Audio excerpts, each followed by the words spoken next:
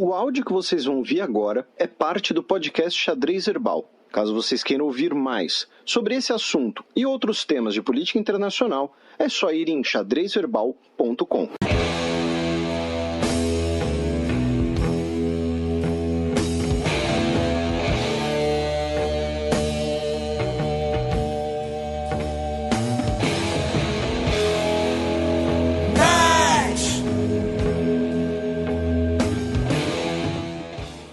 Bem, Felipe, eu acho que as imagens falam por si só, né, do acontecimento da última segunda-feira, dia 15 de abril, em relação ao incêndio que foi televisionado ao vivo, né, para todo o globo, sobre uma das principais construções arquitetônicas da capital francesa. Isso, a gente vai aqui apenas fazer um breve retrospecto do que ocorreu, um breve retrospecto da própria catedral, e depois a gente vai entrar numa breve discussão, reflexão sobre questões políticas e de doação. Né? E foi o que você disse, todo mundo sabe do que a gente está falando, todo mundo viu as imagens, né? Então, a Catedral de Notre-Dame, né? Que o nome completo é Notre-Dame de Paris, né? Nossa Senhora de Paris, porque você tem várias Notre-Dames, pegou fogo, né, na segunda-feira, dia 15, por volta da 1h30 da tarde aqui no Brasil. Ainda não se sabe a razão do incêndio, tá? Isso é importante deixar claro. Tá? O que se sabe é que a catedral ela estava há muito tempo sem a restauração devida, porque estava rolando um jogo de empurra. Porque o que acontece? A catedral ela é propriedade, tá, do governo francês. Porém, como parte, né, de um acordo com a igreja, tá, a catedral é usada pela Arquidiocese de Paris, né, ela é a Sé de Paris, né? Lembrando que Igreja da Sé, né? A gente pensa muito em São Paulo, mas toda cidade tem a sua Sé. Sim. Né? E como parte desse acordo, estaria estabelecido que a Igreja, né, a Igreja Católica Apostólica Romana, como instituição, e a Arquidiocese local seriam responsáveis pela manutenção do prédio. Né? Pensando aqui no prédio como um prédio mesmo, tá? Como a estrutura física. A estrutura física. Eu não estou desmerecendo a igreja do ponto de vista religioso, do ponto de vista sacro. Estou falando aqui do ponto de vista do prédio, da estrutura física. Até porque o governo francês é laico. Sim. O Estado francês é laico. Então, o acordo foi assinado em 1905 como parte da lei da separação de igreja e Estado. Porque, assim, lembrando, a França não era um Estado laico, assim como boa parte da Europa, até a Revolução Francesa. Na Revolução Francesa, foi tudo laicizado, inclusive aquela lei de obediência secular, né, do clero. Os padres franceses se tornaram funcionários públicos. Tá? Eles deviam lealdade, digamos assim, à bandeira da França. Né? E aí passou-se basicamente um século de disputas jurídicas sobre o patrimônio da igreja. Aqui o patrimônio tanto cultural quanto o patrimônio de grana, de coisa de ouro, entendeu? Esse tipo de coisa. E o status dos clérigos católicos dentro da França. Por quê? Porque a igreja católica era um dos principais pilares do poder do absolutismo. Né? A ideologia do direito divino dos reis foi elaborada por um bispo teólogo francês, o Bossuet, né, no século XVI.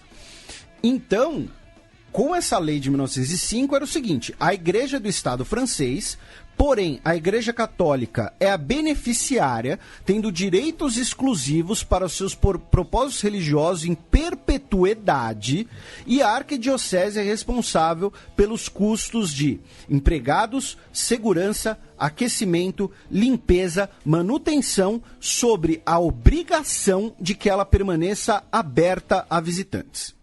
Tá? E, nos últimos tempos, ficava um jogo de empurra. Por quê? Porque a Igreja Católica passou a alegar que, e aqui a gente não está, digamos assim, tomando um partido, até porque essa alegação ela faz sentido. A Igreja Católica começou a falar, olha, o seguinte, a gente aceitou custear, né, lá em 1905, o uso de uma catedral que recebia ali, sei lá, 100 visitantes por dia, aos domingos iam 800 e tem as missas e tudo mais. Hoje, por uma política inclusiva incentivada pelos órgãos do governo francês, de turismo, de visitas, a catedral recebe milhões de pessoas por ano. Só a catedral já recebia mais gente do que o Brasil inteiro, num ano, mais que o dobro, inclusive. Então, assim, a gente não tem como custear tudo isso, pô, porque a catedral fica funcionando toda hora, tudo mais, o governo francês tem que ajudar. Então ficava um jogo de empurra, com o governo francês falando, não, se vira, vocês que têm que custear, e a igreja falando, não, a gente custeia. Em 1905, esse custear não é a mesma coisa que significa hoje, em 2019, com milhões de turistas, o tempo todo. Então, a igreja já estava com problemas de manutenção, porém não sabemos qual foi a causa do incêndio. Tá? Isso é importante de ser colocado. Tá? E a gente já vai entrar sobre isso depois. Aí, inclusive, sobre essa questão da causa do incêndio e tudo mais... teve um tweet que ficou muito engraçado, né? Que assim, a diferença entre senso comum e a opinião de especialistas, e no Brasil hoje a gente infelizmente vive essa discussão, né? De que, não, o cara é professor universitário, mas isso não quer dizer nada, porque o professor universitário ele foi doutrinado, é doutrinador, o que importa é o que eu vi no WhatsApp e tal. Que pegaram um tweet do Donald Trump, dizendo que ele estava muito angustiado vendo as imagens do incêndio e ele não sabia por que não estavam usando aviões anti-incêndio. E aí, um tweet oficial, acho que dos portas-voz, dos bombeiros franceses, alguma coisa assim. Não, foi da Segurança Civil. Segurança Civil? Você foi achar, então. Sim. Falando que, olha, né, estamos usando todos os meios para combater o incêndio já está diminuindo, não podemos usar aviões para jogar água, porque senão pode fazer com que a estrutura comprometa. Né? Então, assim, porque assim, de fato, você olha, né, o leigo, Donald Trump, eu, né, e assim... Donald Trump é um cara muito mais bem sucedido do que eu, mas em relação a combater incêndios, eu acho que eu e ele temos a mesma experiência. Virar e falar, olha, pô, taca água, traz os aviões cheios d'água, tudo mais e tal. E o cara falou, não, se tacar água vai comprometer a estrutura.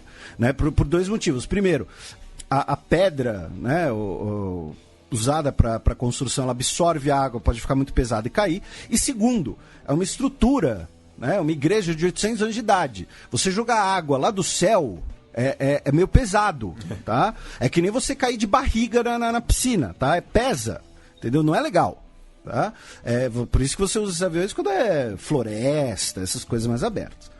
Então, nós temos aqui, nessa questão sobre as causas do incêndio, ainda não foram resolvidas, ainda não sabemos, tá? Então isso é muito importante deixar claro, porque você teve toda uma discussão, né, em torno do simbolismo, né, da catedral. Por quê? Porque a catedral de Notre Dame, ela acaba sendo tomada como um grande símbolo cultural do que se convencionou chamar de civilização ocidental. E no imaginário também popular, assim, né? Se você pensar, sei lá, nas 5 principais catedrais do mundo... Se você for falar de cabeça... De cabeça vai surgir o nome de Notre Dame. Até por conta da ficção. Sim, né, o Corcunda de Notre Dame, que o livro do Victor Hugo, que depois tem filme e tem um desenho da Disney. Né? Inclusive um abraço para o nosso Gabriel Quaresma, porque ele... Tá terminando? Ele disse assim, porque curioso, né, uma coincidência bizarra. Na terça-feira, no Nerdologia que saiu, eu citei o Corcunda de Notre Dame, na terça-feira. Né? Suspeito, hein, Felipe? Não, desculpa, foi na semana passada. E o Gabriel Quaresma, ele disse que o título original é só Notre Dame de Paris, que foi o primeiro tradutor para o inglês que colocou o termo Corcunda de Notre Dame. Então, que realmente tem mais impacto. E não é nem... O cara manjava das coisas. Pois é. E por que eu disse, né, o que se convencionou chamar de civilização ocidental? Porque aqui já entra, né, aspectos de idealização da Idade Média, né, criações ideológicas e culturais, né, uma suposta uniformidade que não é verdade, não é real. Né? Então, assim, outras definições de Ocidente são sempre muito complicadas de usar, definições geopolíticas. A gente sempre brinca que a Austrália faz parte na ONU dos blocos dos países do Ocidente. A Austrália não está no Ocidente geograficamente. É porque a Austrália é um país, né, colonizado por ingleses, um país de população hoje, maioria branca, cristã e tudo mais, né, depois de décadas de política oficialmente racista, do White Australia. Né? Então, assim, eu disse do que se convencionou a chamar de civilização ocidental por conta disso, especialmente desse papel na visão da cristandade. Né? Já que a Catedral de Notre Dame é uma catedral, né, que une ali diversos estilos arquitetônicos medievais. Ela foi construída, né, ela foi terminada, completada em 1345, ou seja, ali século XIV, quando a Europa está começando a sair do que a gente convenciona chamar de Idade Média, porque Idade Média também é outra convenção, né? Inclusive, assim, para os nossos ouvintes mais novos, né, que talvez nunca tenham ouvido a gente falar disso, se pergunte por que se chama Idade Média. A Idade Média é a idade que está no meio. Está no meio do quê? Da Renascença e do Império Romano. Então você pega um período de 1000 anos, né, em diversos locais diferentes e chama de Idade Média. Como se a Península Ibérica Visigótica do século VI fosse a mesma coisa que Flandres do século XIV. Não, não são, tá? Enfim, a gente está muito historiográfico aqui, mas esse não é o ponto. O ponto acaba sendo um símbolo muito importante disso, né? Foi na Catedral de Notre Dame, né, que nós tivemos diversas coroações de reis franceses, inclusive nesse processo de construção do século XIV, é o processo de criação do Estado Nacional francês, né, que é um dos primeiros estados nacionais modernos que a gente tem. Inclusive, esse é outro problema, né, do ensino de história no Brasil, muitas vezes. Problema não, é um recorte. Que, assim, caros ouvintes, o que vocês estudam na escola, que vocês chamam de Idade Média, feudalismo e criação do Estado Nacional, é o que aconteceu na França, tá? É o feudalismo francês, a Idade Média francesa e é a consideração do Estado Nacional francês. Até porque a França é o Estado Nacional mais óbvio de você fazer. O que é a França? É o que está ao norte dos Pirineus e ao oeste do Reno. Né? Tá um recorte, ou dos Alpes, né? Tá um recorte bem claro ali. Então, a catedral ela acaba tendo esse papel cultural importante, essa simbologia muito grande, né? E era ali que você tem, né? Você era mantido, por exemplo, diversas relíquias cristãs, né? Diversas relíquias de reis franceses, né? A galeria dos seus sinos e tudo mais.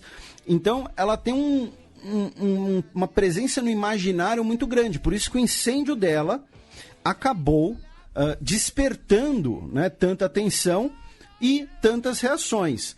Antes da gente falar da questão política, né, vamos comentar aqui do seguinte, três coisas. Primeiro, os danos foram especialmente nas regiões, nas partes feitas de madeira, né, da catedral.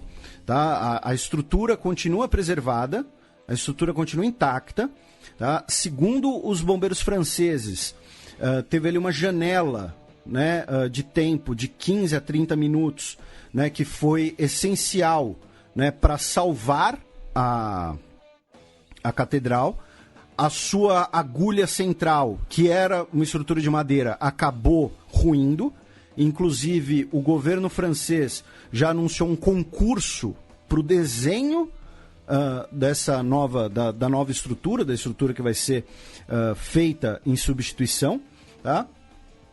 E você tem uma matéria bastante complexa, bastante cheia de gráficos, cheia de animações, de informações, no site da BBC sobre o incêndio. Tá? Vocês podem dar uma olhada lá, mas assim, o que ruiu mesmo foi o telhado de madeira, a agulha principal de madeira e algumas das janelas superiores. Porém, as torres dos sinos, o altar, a estrutura de pedra foi toda preservada. E boa parte das relíquias dentro delas, dentro da catedral, foram preservadas pelo capelão dos bombeiros, tá? O reverendo Jean-Marc Fournier, que se meteu dentro da igreja e retirou diversas das relíquias, né, das relíquias católicas especialmente, né, dentro da catedral, como alguns objetos de artes, alguns artigos litúrgicos e, por exemplo, a reputada, né, coroa de espinhos que teria sido usada, né, por Jesus Cristo antes da crucificação, a túnica de São Luís, né, do século XIII, essa que muito provavelmente é verdade, segundo a Reuters, de 5 a 10% das obras de arte foram destruídas, foram perdidas, infelizmente, porém, várias delas, né, foram preservadas, foram salvas e serão preservadas, serão guardadas no Louvre enquanto isso. Tá? O capelão Fournier, ele serviu no Afeganistão em 2015. Ele também agiu no ataque do Teatro Bataclan, né, naquele atentado terrorista, e ele também ele sabia onde estavam as relíquias, né? Ele conhecia Notre Dame por dentro, porque assim, ele é um padre bombeiro. Vamos, né, lembrando, o capelão é mais ou menos isso, né? É um religioso que faz parte de alguma organização, ou militar, ou policial. Né? De segurança pública. Isso. Aqui no Brasil, vira e mexe, por exemplo, abre concurso para capelães das Forças Armadas, das polícias e tudo mais. Tá? Então, a gente recentemente comentou, né, a notícia que a Alemanha, por exemplo, vai voltar a ter rabinos capelães, né, depois de 100 anos, praticamente. Então, acaba, né, resumindo, é mais ou menos isso. É um padre que é um bombeiro, né, e como ele conhecia ali dentro, sabia onde estavam as coisas, ele acabou tendo esse papel essencial. E aí, né, voltando à questão do simbolismo e tudo mais, o incêndio da Catedral de Notre Dame, ele vai acabar sendo, por muito tempo, usado politicamente e usado em teorias da conspiração de tudo que é jeito. Por quê? No mesmo dia do incêndio, a mesquita que fica na esplanada das mesquitas para os muçulmanos, Monte do Templo para os judeus, pegou fogo também. E aí, claro, essa coincidência levou a muita gente começar a elaborar teorias da conspiração, de que um dos incêndios, ou ambos, foram atentados terroristas, de que um foi para disfarçar o outro, né? Aí tem a ideia de que o incêndio da catedral, porque a catedral estava vazia. Então, se fosse um atentado terrorista, eles tacariam fogo, eles começariam um incêndio com a catedral cheia, para matar mais gente. Então, foi na catedral vazia, porque, na verdade, quem realizou o atentado foram os grupos ultranacionalistas para incriminar os muçulmanos, né? Então, mas aí eles fizeram na catedral vazia para não ter tantas mortes.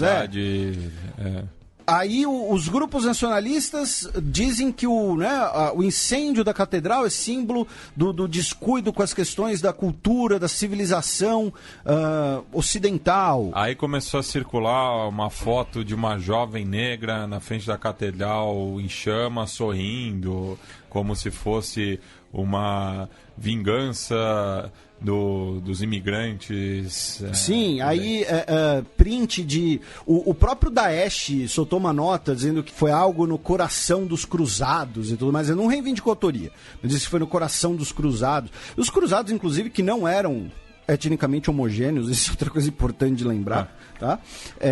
Mas, enfim. Então começou essa série de discussões que, claro... É extremamente importante discutir preservação do patrimônio histórico e a ligação desse patrimônio com as nossas identidades culturais, identidades locais, as nossas memórias afetivas, tá?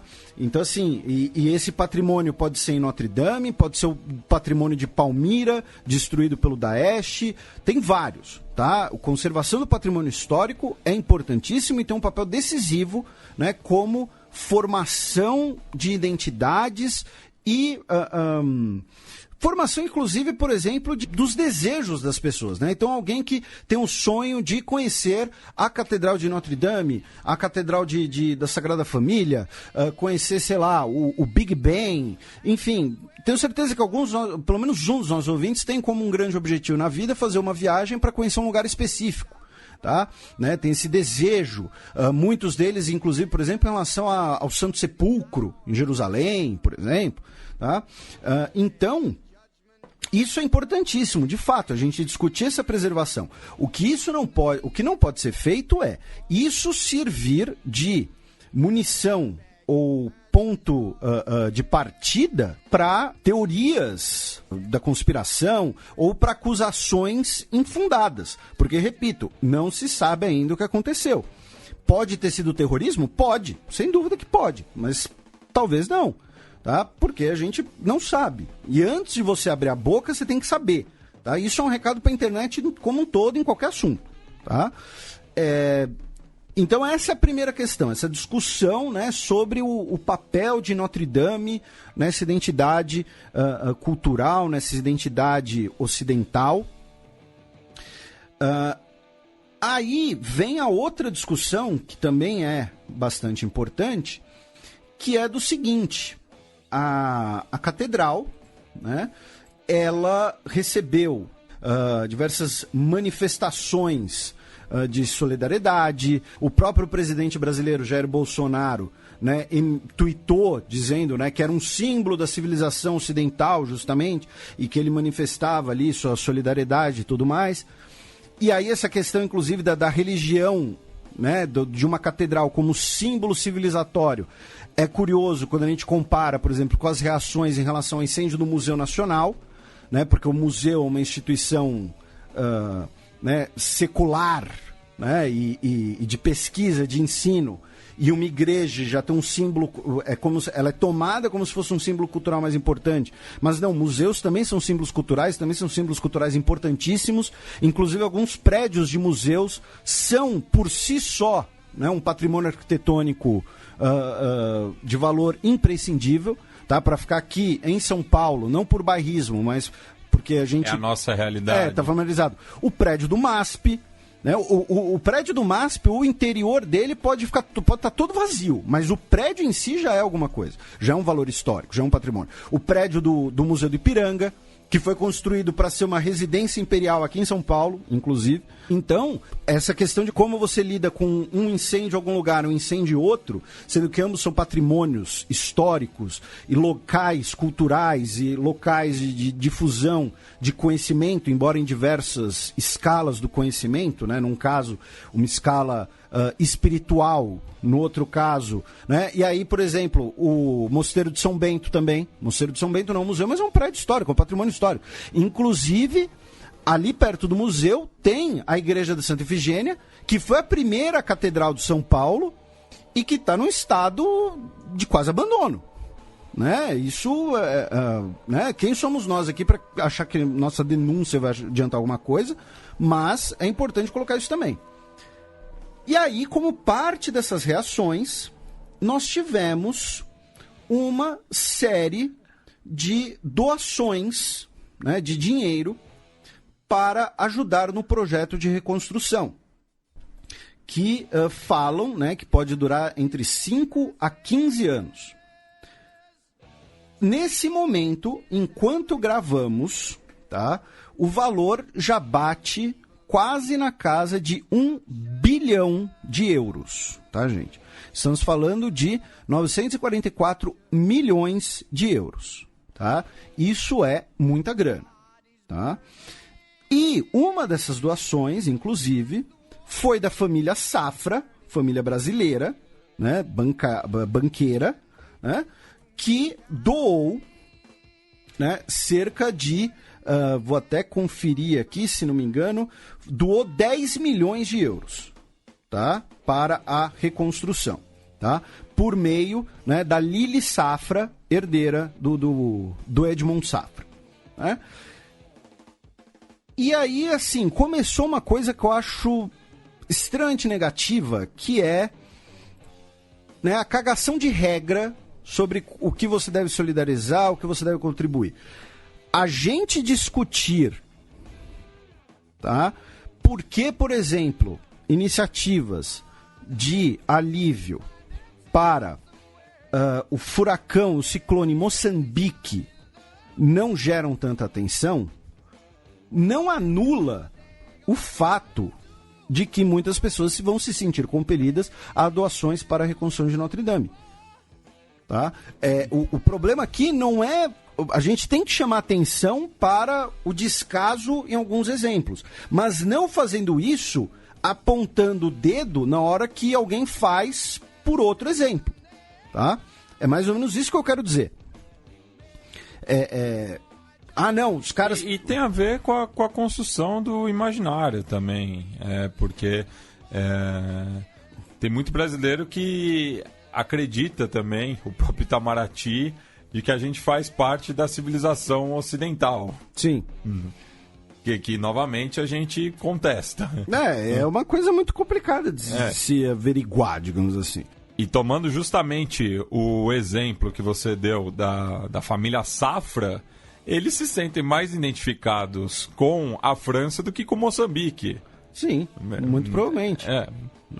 Muito provavelmente, para não dizer certamente, né? Porque daí é uma questão de status, né? Também, e é o que você disse, também entra uma questão ali de imaginário, de aproximação. E o meu ponto não é apontando o dedo para quem doou para Notre Dame que você vai chamar a atenção para Moçambique, para onde for, para o Museu Nacional, para onde for. Tá?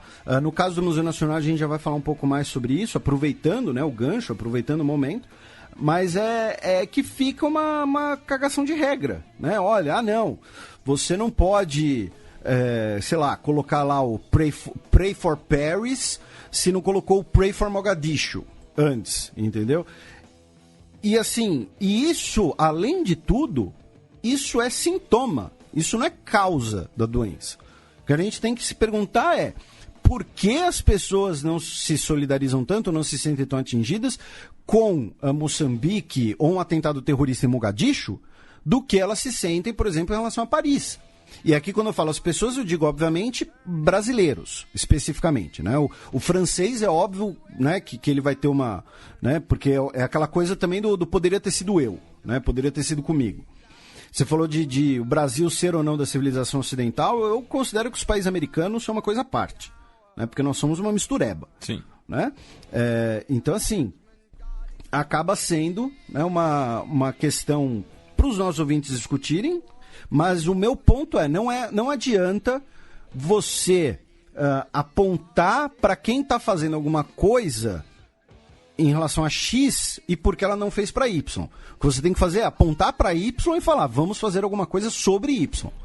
E aí, aproveitando, né, nesse caso, imaginando que o Y seja, né, o Museu Nacional, uma sugestão que eu já dei no Twitter, tá? Sigam o perfil da Thaís Mayumi, tá? Quem me segue no Twitter ou não, @xadrezherbal, tal, vai lá, Thaís, Thais Mayumi, tá? Ela é museóloga do Museu Nacional, ela fez uma thread, tá? Um fio lá no Twitter, explicando como doar para o Museu Nacional, para a Associação de Amigos do Museu Nacional, a SAMN, como é a fiscalização desse dinheiro, porque também tem um monte de gente falando bobagem, dizendo que o dinheiro não é fiscalizado. Tem gente que diz que o dinheiro vai para o PSOL, porque o reitor da UFRJ é ligado ao PSOL. Não, tá? Isso daí entendeu? Então, assim, como ajudar o Museu Nacional, como colaborar com a reconstrução do Museu Nacional. Sigam ela para informações de qualidade nesse tema. Repito, ela é museóloga do Museu Nacional. E ela fez uma thread sobre isso. Outra coisa que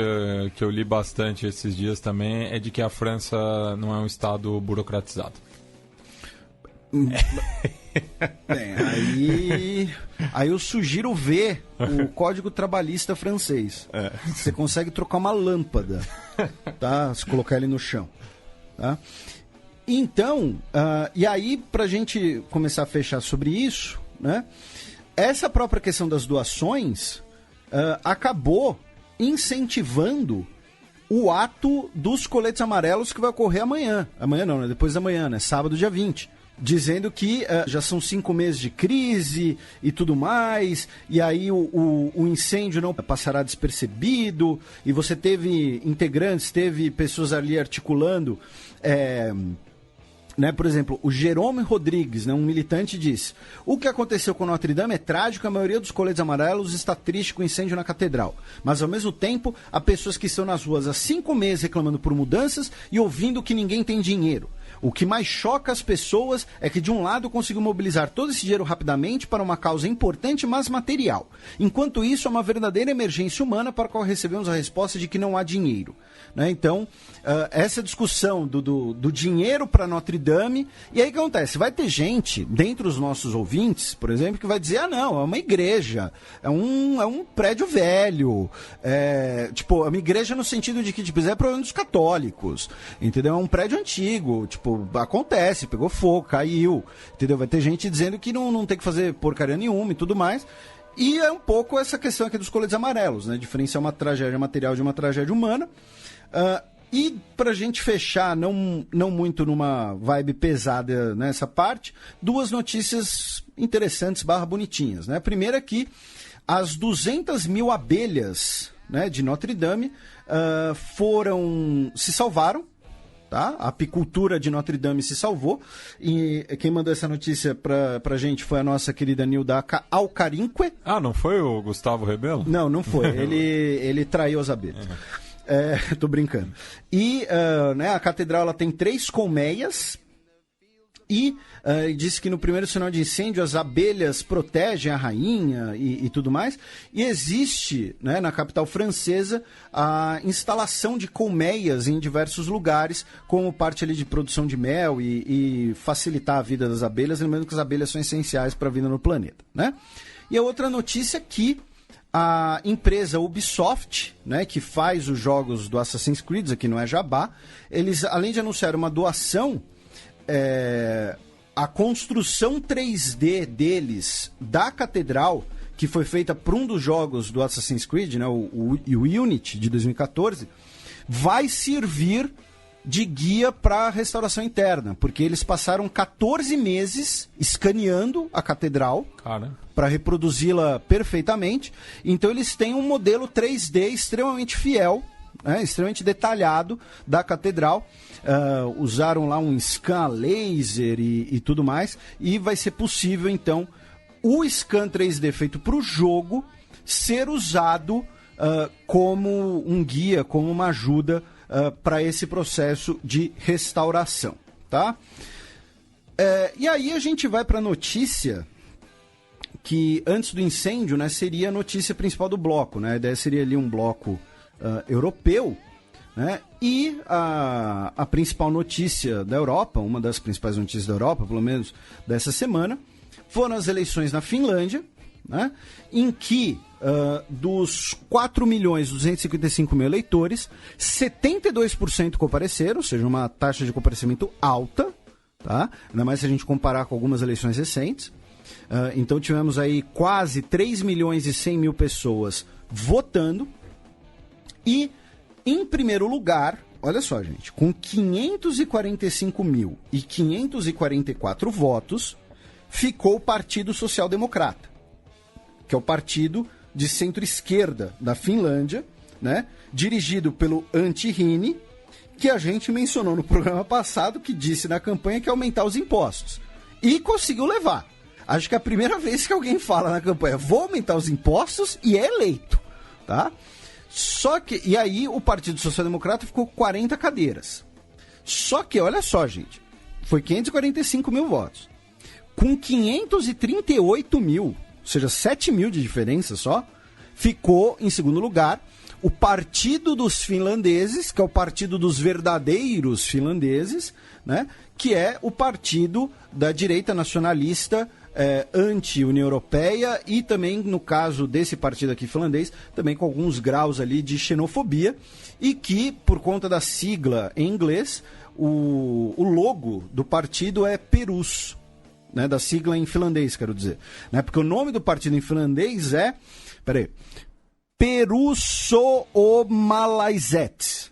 Tudo junto, tá? Com 2 S, enfim. Perussuomalaiset. E aí o sigla deles é Perus, E aí, tipo, é o símbolo dele, Perus. E é um S gigante junto. Tipo, fica parecendo assim, é que é amarelo. Se fosse salve aí para todos os nossos ouvintes da zona noroeste de São Paulo. Então, mas se fosse vermelho, ia aparecer propaganda da Sadia. Tá, um Perus com S vermelho gigante, assim. Então, em segundo lugar, ficou o Partido dos Verdadeiros Finlandeses. Em terceiro lugar, com 523 mil votos, ficou o Partido da Coalizão Nacional, que é o Partido Centro-Direita, o Partido Conservador. Então, assim, o Partido Social Democrata, 545, 40 cadeiras. Partido Nacionalista, 538, 39 cadeiras. E o Partido Conservador, 523 mil votos, 38 cadeiras. No fim das contas, o Partido Social Democrata tem chance de conseguir formar uma coalizão, né? São 200 assentos no parlamento, ele precisa de 101. Tem uma chance de fazer uma coalizão até aqui com 112, tá? Chutando um pouco alto. Por quê? Seriam 40 do Partido Social Democrata, 31 do Partido do Centro, 20 do Partido Verde, 16 da Aliança de Esquerda e 5 dos Democratas Cristãos. Então daria para formar uma coalizão de até 112 cadeiras, né? Mas, teoricamente, os democratas cristãos não são tão necessários assim, né? Você pode abrir mão deles num eventual acordo. O que o Partido Social Democrata certamente vai precisar é pelo menos do Partido Verde e do Partido de Centro. O resto eles podem negociar ali, podem tentar manobrar. E o líder do Partido dos Verdadeiros Finlandeses, o Jussi Halla-aho, denunciou que os outros partidos estão, olha só, né, tendo preconceito com o seu partido, porque todos os partidos, inclusive o Partido Conservador de Centro-Direita, combinaram de pode fazer coalizão, mas sem eles, sem o partido dos Perus. Tá? Então, assim, para meio que isolar o partido mais tido até como xenófobo, né, e não considerá-lo ali como para uma eventual coalizão, mas de qualquer jeito, a vitória por uma cadeira vai para o Partido Social Democrata e que, tudo indica, vai conseguir formar um governo.